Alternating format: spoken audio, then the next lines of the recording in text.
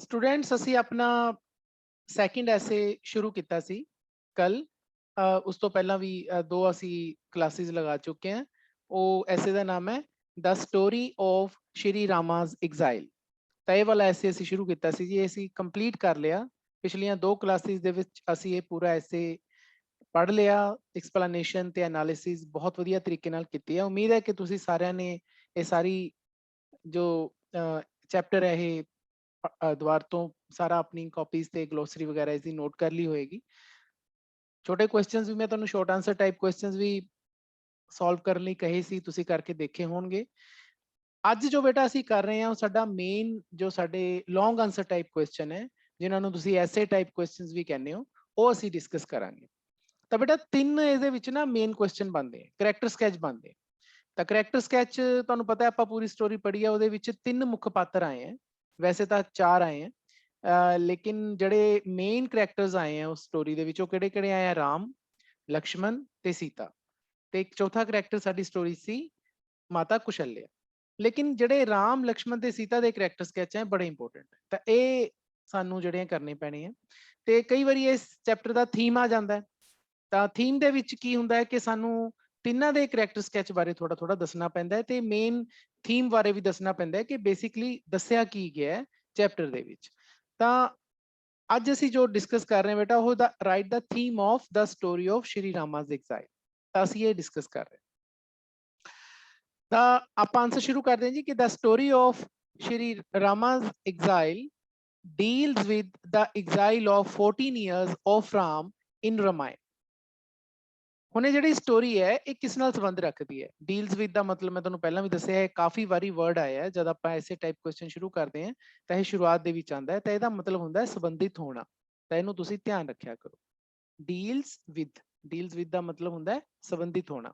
ਕਿਹਦੇ ਨਾਲ ਸੰਬੰਧਿਤ ਹੈ ਇਹ? ਰਾਮਚੰਦਰ ਜੀ ਦੀ 14 ਸਾਲ ਦਾ ਜਿਹੜਾ ਬਨਵਾਸ, ਐਗਜ਼ਾਈਲ ਦਾ ਮਤਲਬ ਮੈਂ ਤੁਹਾਨੂੰ ਬਾਰ-ਬਾਰ ਦੱਸਿਆ ਹੈ, ਇਹਨੂੰ ਕੀ ਕਹਿੰਦੇ ਆ ਜੀ ਆਪਾਂ? ਬਨਵਾਸ। ਉਹਦੇ ਨਾਲ ਇਹ ਸੰਬੰਧ ਰੱਖਦਾ ਹੈ। ਤੇ ਉਹ ਸਟੋਰੀ ਕਿਹਦੇ ਚ ਹੈ? ਰਮਾਇਣ ਦੇ ਵਿੱਚ ਹੈ।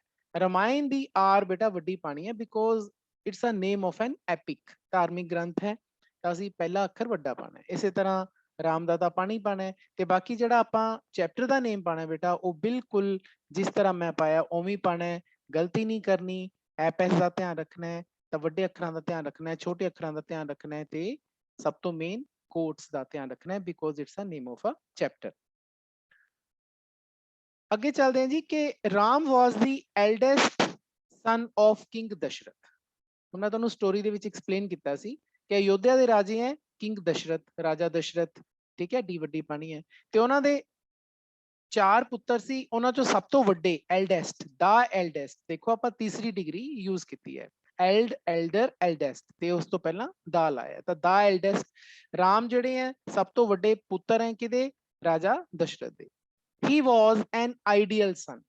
ਤਾਂ ਉਹ ਇੱਕ ਬਹੁਤ ਹੀ ਆਦਰਸ਼ ਪੁੱਤਰ ਹੈ। ਆਈਡੀਅਲ ਸਨ, ਦੇਖੋ ਸਨ ਤਾਂ ਸਾਰੇ ਹੁੰਦੇ ਨੇ, ਪੁੱਤਰ ਤਾਂ ਸਾਰੇ ਹੁੰਦੇ ਨੇ, ਲੇਕਿਨ ਆਈਡੀਅਲ ਕੋਈ ਕੋਈ ਹੁੰਦਾ ਹੈ।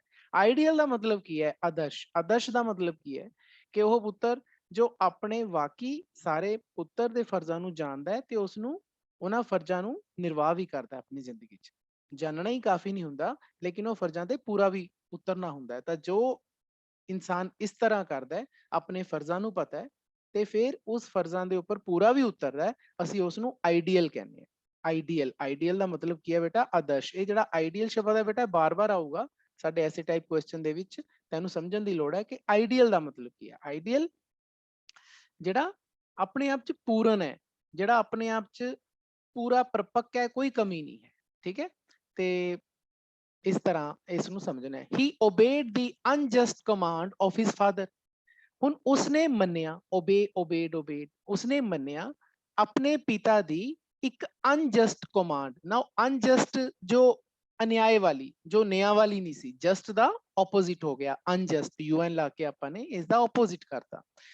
ਜੋ ਬਿਨਾਂ ਨਿਆਏ ਤੋਂ ਉਸਨੇ ਕਮਾਂਡ ਦਿੱਤੀ, ਹੁਕਮ ਦਿੱਤਾ, ਉਸਦੇ ਫਾਦਰ ਨੇ ਹੁਕਮ ਕੀ ਦਿੱਤਾ ਸੀ ਕਿ ਤੂੰ ਜਾ 14 ਸਾਲਾਂ ਦੇ ਬਨਵਾਸ ਤੇ ਜਾ। ਹੁਣ ਜੇ ਆਪਾਂ ਦੇਖਿਆ ਜਾਵੇ ਤਾਂ ਇਹ ਕੋਈ ਬਹੁਤੀ ਵਧੀਆ ਹੁਕਮ ਨਹੀਂ ਸੀ ਇੱਕ ਪਿਤਾ ਵੱਲੋਂ ਪੁੱਤਰ ਨੂੰ ਦੇਣਾ, ਖਾਸ ਤੌਰ ਤੇ ਉਦੋਂ ਜਦੋਂ ਤੁਸੀਂ ਆਪਣੇ ਵਚਨਾਂ ਨੂੰ ਰੱਖਣ ਦੇ ਲਈ ਆਪਣੇ ਪੁੱਤਰ ਨੂੰ ਕਹਿ ਰਹੇ ਹੋ।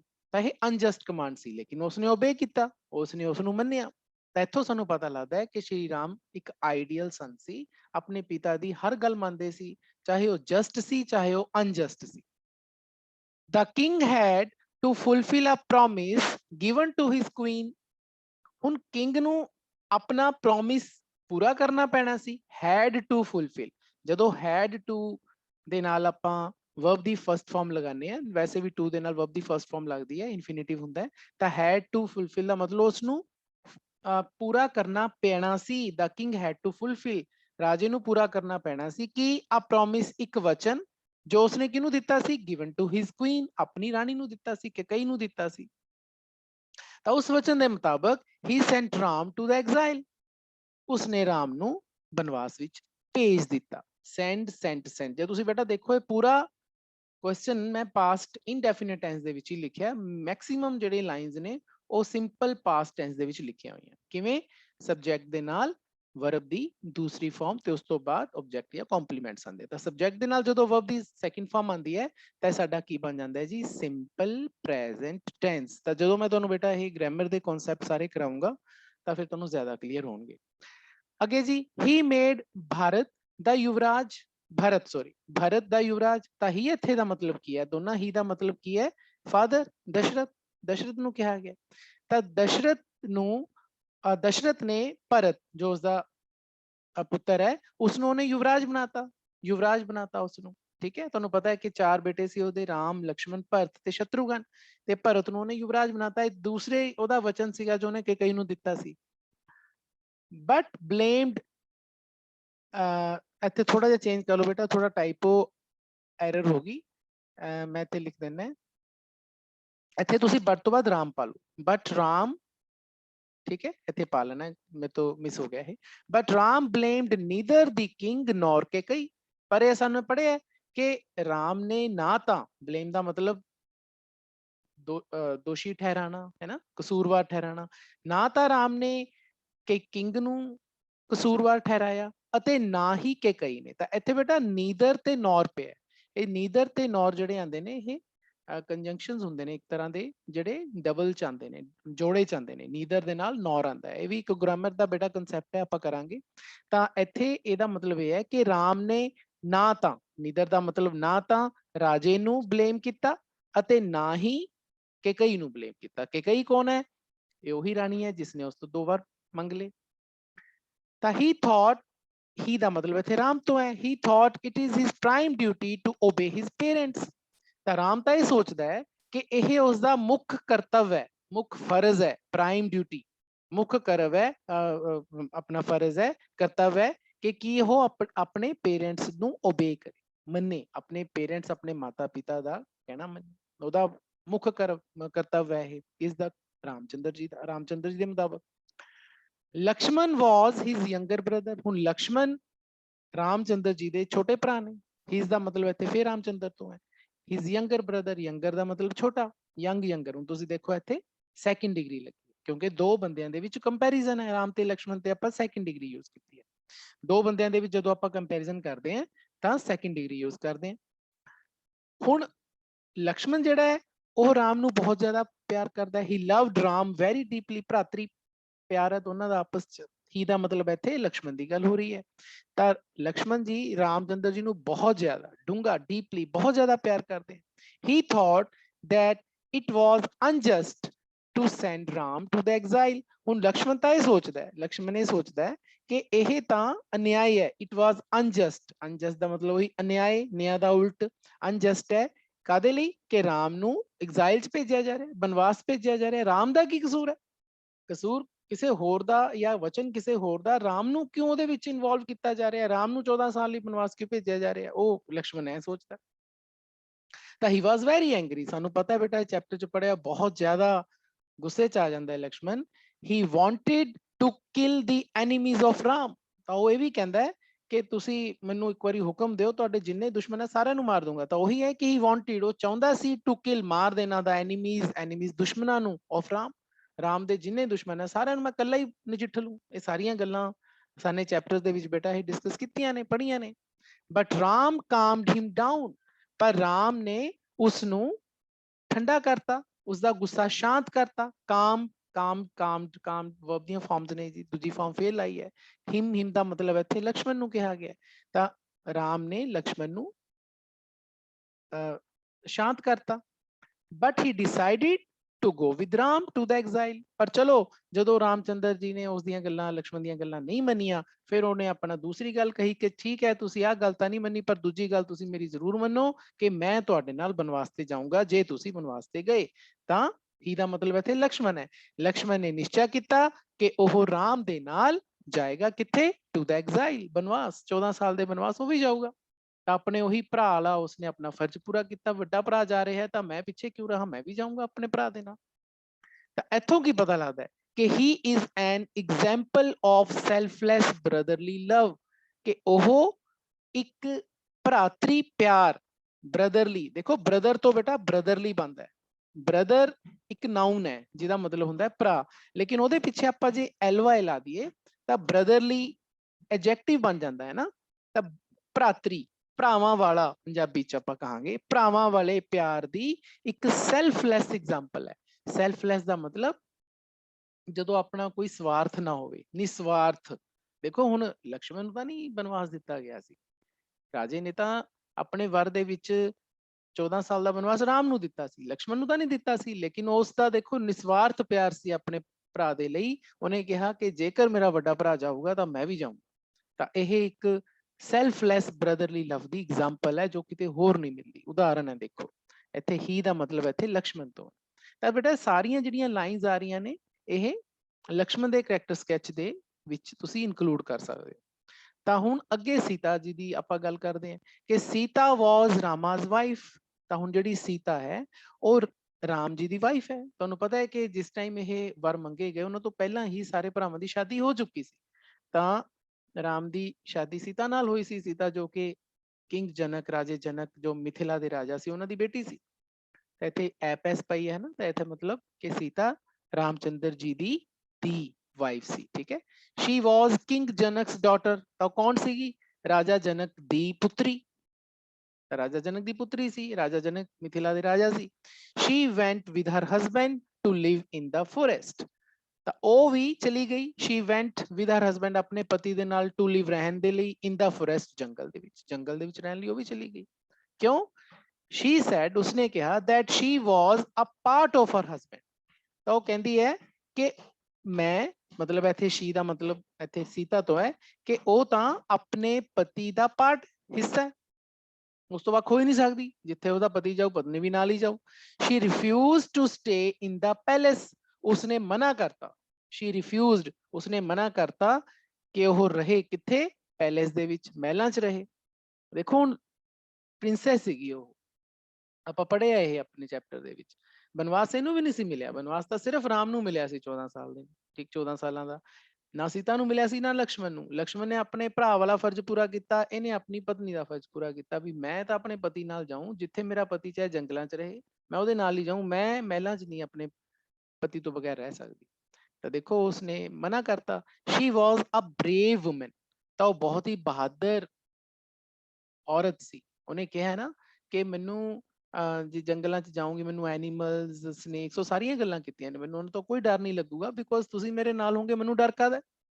ਤੇ ਮੈਂ ਉਹੀ ਫਰੂਟਸ ਖਾਊਂਗੀ, ਉਹੀ ਰੂਟਸ ਖਾਊਂਗੀ ਜੋ ਜੰਗਲਾਂ 'ਚ ਮਿਲਣਗੇ ਤੁਹਾਡੇ ਨਾਲ, ਮੇਰੇ ਲਈ ਉਹੀ ਸਾਰਾ ਕੁਝ ਹੈ, ਮੈਨੂੰ ਮਹਿਲਾਂ ਦੇ ਐਸ਼ੋ ਆਰਾਮ ਨਹੀਂ ਚਾਹੀਦੇ। ਉਹਨੇ ਸਾਰੀਆਂ ਗੱਲਾਂ ਬੇਟਾ ਤੁਹਾਨੂੰ ਮੈਂ ਜਦੋਂ ਸਾਰਾ ਚੈਪਟਰ ਕਰਾਇਆ ਤੁਹਾਨੂੰ ਬੜੀਆਂ ਡਿਟੇਲ ਦੇ ਵਿੱਚ ਦੱਸੀਆਂ, ਤੇ ਜੇਕਰ ਹਜੇ ਤੱਕ ਤੁਸੀਂ ਉਹ ਚੈਪਟਰ ਨਹੀਂ ਸੁਣਿਆ ਤਾਂ ਜ਼ਰੂਰ ਸੁਣੋ। She was not afraid of forest life.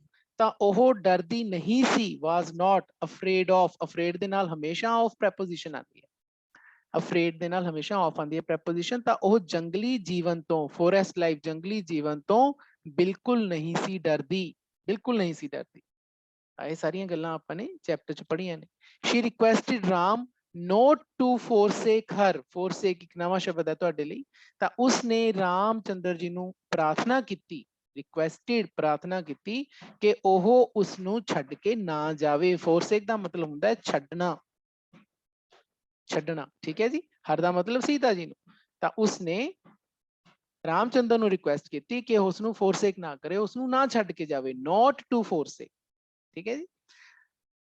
ਤਾਂ ਅਲਟੀਮੇਟਲੀ ਕੀ ਹੋਇਆ, ਰਾਮ ਨੂੰ ਗੱਲਾਂ ਮੰਨਣੀਆਂ ਪਈਆਂ, ਨਾ ਆਪਣੇ ਭਰਾ ਦੀ ਉਸ ਨੂੰ ਗੱਲ ਮੋੜ ਸਕਦਾ ਸੀ, ਨਾ ਉਹ ਸੀਤਾ ਦੀ ਗੱਲ ਮੋੜ ਸਕਦਾ ਸੀ, ਕਿਉਂਕਿ ਜਦੋਂ ਆਪਣੇ ਫਰਜ਼ ਨਿਭਾ ਰਹੇ ਸੀ ਰਾਮਚੰਦਰ ਜੀ ਕਿ ਐਜ਼ ਅ ਸਨ ਮੇਰੇ ਫਰਜ਼ ਨੇ, ਤਾਂ ਇਹ ਦੋਨੇ ਜਣੇ ਵੀ ਆਪਣੇ ਐਜ਼ ਅ ਬ੍ਰਦਰ ਤੇ ਐਜ਼ ਅ ਵਾਈਫ ਫਰਜ਼ ਨਿਭਾ ਰਹੇ ਸੀ, ਤਾਂ ਉਹ ਕਿਸ ਤਰ੍ਹਾਂ ਮਨਾ ਕਰ ਸਕਦੇ ਸੀ। ਤਾਂ ਅਲਟੀਮੇਟਲੀ ਆਪਾਂ ਚੈਪਟਰ 'ਚ ਕੀ ਪੜ੍ਹਿਆ ਕਿ ਰਾਮਚੰਦਰ ਜੀ ਨੂੰ ਉਹਨਾਂ ਦੋਨਾਂ ਨੂੰ ਨਾਲ ਲੈ ਕੇ ਜਾਣਾ ਪਿਆ, ਤੇ ਆਪਣੇ ਸਾਰੇ ਕੀਮਤੀ ਵਸਤਰ ਜੋ ਉਹਨਾਂ ਨੇ ਰਾਜਿਆਂ ਮਹਾਰਾਜਿਆਂ ਲਈ ਪਾਏ ਹੋਏ ਸੀ, ਜਿੰਨੇ ਗਹਿਣੇ ਗੁਣੇ, ਰਥ ਵਗੈਰਾ, ਸੇਵਕ ਵਗੈਰਾ, ਸਾਰੇ ਛੱਡਣੇ ਪਏ, ਤੇ ਇੱਕ ਬਿਲਕੁਲ ਗਰੀਬਾਂ ਦੀ ਤਰ੍ਹਾਂ, ਬਹੁਤ ਹੀ ਗਰੀਬ, ਜਿਵੇਂ ਕੋਈ ਇਨਸਾਨ ਹੋਵੇ ਜਿਹਦੇ ਕੋਲੇ ਪ੍ਰੋਪਰ ਪਾਉਣ ਲਈ ਕੱਪੜੇ ਹੀ ਨਾ ਹੋਣ, ਤਾਂ ਉਸ ਤਰ੍ਹਾਂ ਬਣ ਕੇ ਪੈਦਲ ਨੰਗੇ ਪੈਰ ਬਨਵਾਸ ਤੇ ਚਲੇ ਗਏ ਸੀ ਤਿੰਨੇ ਜਣੇ। ਇਹ ਬਿਲਕੁਲ ਐਂਡ ਦੇ ਵਿੱਚ ਲਾਈਨ ਆਈ ਹੈ ਜਦੋਂ ਆਪਾਂ ਨੇ ਚੈਪਟਰ ਪੜ੍ਹੇ।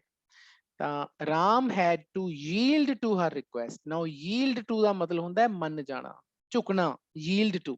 ਤਾਂ ਰਾਮ ਨੂੰ ਮੰਨਣਾ ਪਿਆ। ਜਦੋਂ ਵੀ ਆਪਾਂ ਹੈਡ ਦੇ ਨਾਲ ਬੇਟਾ ਟੂ ਲਾਉਂਦੇ ਆ ਨਾ, ਇਹਦਾ ਮਤਲਬ ਹੁੰਦਾ ਹੈਡ ਟੂ। ਅੱਗੇ ਵੀ ਆਇਆ ਸੀ, ਹੈਡ ਟੂ ਦਾ ਮਤਲਬ ਹੁੰਦਾ ਹੈ ਕਿ ਸਾਨੂੰ ਜਦੋਂ ਮੰਨਣਾ ਪੈਂਦਾ, ਮਤਲਬ ਜਦੋਂ ਅਸੀਂ ਨਹੀਂ ਚਾਹੁੰਦੇ ਹੁੰਦੇ ਲੇਕਿਨ ਸਾਨੂੰ ਮੰਨਣਾ ਪੈਂਦਾ, ਤਾਂ ਉਦੋਂ ਤਾਂ ਰਾਮ ਨੂੰ ਮੰਨਣਾ ਪਿਆ ਉਹਨਾਂ ਦੀ ਰਿਕੁਐਸਟ ਵੱਲ, ਆਪਣੀ ਪਤਨੀ ਦੀ ਪ੍ਰਾਰਥਨਾ ਨੂੰ ਮੰਨਣਾ ਪਿਆ ਤੇ ਉਹਨੂੰ ਨਾਲ ਲੈ ਕੇ ਜਾਣਾ ਪਿਆ। ਰੀਅਲੀ ਸੀਤਾ ਵਾਸ ਐਨ ਆਈਡੀਅਲ ਵਾਈਫ। ਤਾਂ ਸੱਚਮੁੱਚ ਜਿਹੜੀ ਸੀਤਾ ਸੀ ਉਹ ਇੱਕ ਆਦਰਸ਼ ਪਤਨੀ ਸੀ। ਆਈਡੀਅਲ ਉਹੀ ਗੱਲ ਆ ਗਈ, ਜਿਸਨੂੰ ਕਿ ਆਪਣੇ ਸਾਰੇ ਪਤਾ ਸੀਗੇ ਕਿ ਮੇਰੇ ਫਰਜ਼ ਕੀ ਨੇ ਆਪਣੇ ਪਤੀ ਪ੍ਰਤੀ, ਤਾਂ ਉਸਨੇ ਆਪਣੇ ਪਤੀ ਦੇ ਨਾਲ ਜਾਣਾ ਪਸੰਦ ਕੀਤਾ ਤੇ ਮਹਿਲ ਦੇ ਐਸ਼ੋਰਾਮ ਉਸਨੇ ਛੱਡਤੇ।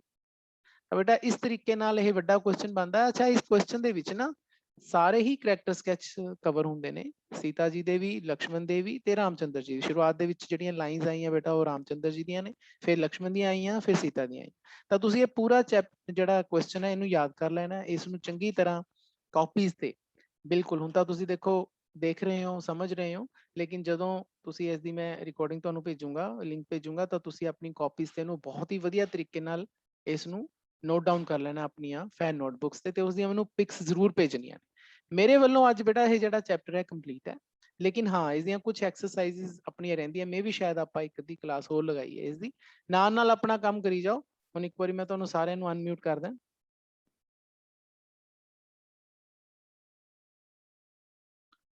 ਹਾਂਜੀ ਦੱਸੋ ਜੀ, ਸਮਝ ਆ ਗਿਆ ਕੁਐਸਚਨ? ਹਾਂਜੀ ਸਰ। ਕੋਈ ਪ੍ਰੋਬਲਮ ਇਸ ਚੈਪਟਰ ਦੇ ਵਿੱਚ ਤਾਂ ਦੱਸੋ, ਕੋਈ ਦਿੱਕਤ ਹੈ ਤੁਹਾਨੂੰ? ਹਾਂਜੀ ਸਰ। ਅਮਨਦੀਪ, ਜਸਵਿੰਦਰ, ਲਵਪ੍ਰੀਤ, ਰਣਜੋਤ, ਤੁਸੀਂ ਵੀ ਦੱਸੋ ਬੇਟਾ। ਸੁਖਦੀਪ, ਸਿਮਰਜੀਤ, ਕੋਈ ਦਿੱਕਤ ਨਹੀਂ? ਤਾਂ ਬੇਟਾ ਕੰਮ ਜ਼ਰੂਰ ਕਰਕੇ ਭੇਜਿਆ ਕਰੋ। ਹਾਂ, ਤੁਹਾਨੂੰ ਮੈਂ ਨਾਲ ਨਾਲ ਤੁਹਾਡੇ ਜੋ ਵੀ ਕੁਇਜ਼ ਵਗੈਰਾ ਆਣਗੇ ਉਹਨਾਂ ਨੂੰ ਮੈਂ ਭੇਜਦਾ ਹੁੰਦਾ। ਜੇ ਤੁਸੀਂ ਚੈਪਟਰ ਸਾਰਾ ਚੰਗੀ ਤਰ੍ਹਾਂ ਸੁਣਿਆ ਹੋਇਆ ਤਾਂ ਕੁਇਜ਼ 'ਚ 20 ਆਊਟ ਆਫ 20 ਮਾਰਕਸ ਆਣੇ ਚਾਹੀਦੇ ਨੇ, ਜੇ ਤੁਸੀਂ ਸਾਰਾ ਮੇਰੇ ਲੈਕਚਰ ਸੁਣੇ ਨੇ। ਜੇ ਕੋਈ ਤੁਹਾਡਾ ਲੈਕਚਰ ਬੇਟਾ ਮਿਸ ਹੋਇਆ ਹੋਇਆ ਤਾਂ ਮੈਂ ਤੁਹਾਨੂੰ ਸਾਰੇ ਉਹਦੇ ਲਿੰਕਸ ਭੇਜੇ ਹੋਏ ਨੇ। ਜਦੋਂ ਤੁਹਾਨੂੰ ਟਾਈਮ ਮਿਲੇ, ਦੁਪਹਿਰ ਨੂੰ, ਸ਼ਾਮ ਨੂੰ, ਸਵੇਰੇ ਜਾਂ ਲੇਟ ਨਾਈਟ, ਜੇ ਤੁਹਾਨੂੰ ਜਦੋਂ ਵੀ ਤੁਹਾਨੂੰ ਟਾਈਮ ਮਿਲੇ ਤਾਂ ਤੁਸੀਂ ਉਹ ਸਾਰੇ ਵੀਡੀਓਜ਼ ਦੇਖੋ। ਤੁਹਾਨੂੰ ਮੈਂ ਸਾਰੇ ਗਰੁੱਪ 'ਚ ਪਾਏ ਹੋਏ ਨੇ। ਤਾਂ ਮੈਂ ਤਾਂ ਆਪਣੀ ਜੋ ਵੀ ਲੈਕਚਰਸ ਹੁੰਦੇ ਆ ਬੇਟਾ ਉਹਨਾਂ ਦੀ ਰਿਕਾਰਡਿੰਗ ਕਰ ਲੈਂਦਾ, ਸਿਰਫ ਇਸ ਕਰਕੇ ਕਿਉਂਕਿ ਕਈ ਵਾਰੀ ਕੀ ਹੁੰਦਾ ਹੈ ਕਿ ਨੈਟਵਰਕ ਇਸ਼ੂ ਹੋ ਜਾਂਦਾ, ਜਾਂ ਕਈ ਵਾਰੀ ਆਪਣੇ ਕੋਲੇ ਮੋਬਾਈਲ ਨਹੀਂ ਹੁੰਦਾ, ਜਾਂ ਕਈ ਵਾਰੀ ਮੋਬਾਈਲ ਘਰ 'ਚ ਇੱਕੋ ਹੀ ਹੁੰਦਾ, ਨਾਲ ਦੀ ਆਪਣੇ ਬ੍ਰਦਰ ਜਾਂ ਸਿਸਟਰ ਵੀ ਕਲਾਸ ਲਾ ਰਹੇ ਹੁੰਦੇ ਨੇ, ਤਾਂ ਮੈਂ ਫਿਰ ਉਸਦੀ ਰਿਕਾਰਡਿੰਗ ਕਰ ਲੈਂਦਾ ਤਾਂ ਕਿ ਤੁਸੀਂ ਜਦੋਂ ਵੀ ਤੁਹਾਨੂੰ ਟਾਈਮ ਤੁਹਾਡੇ ਲਈ ਕਨਵੀਨੀਅੰਟ ਹੋਵੇ ਤੁਸੀਂ ਉਸ ਨੂੰ ਦੇਖ ਸਕੋ। ਤਾਂ ਇਹ ਆਪਣਾ ਕੰਮ ਕਰਦੇ ਰਹੋ। ਚਲੋ ਠੀਕ ਹੈ ਜੀ, ਕੱਲ ਨੂੰ ਮਿਲਦੇ ਹਾਂ। ਓਕੇ।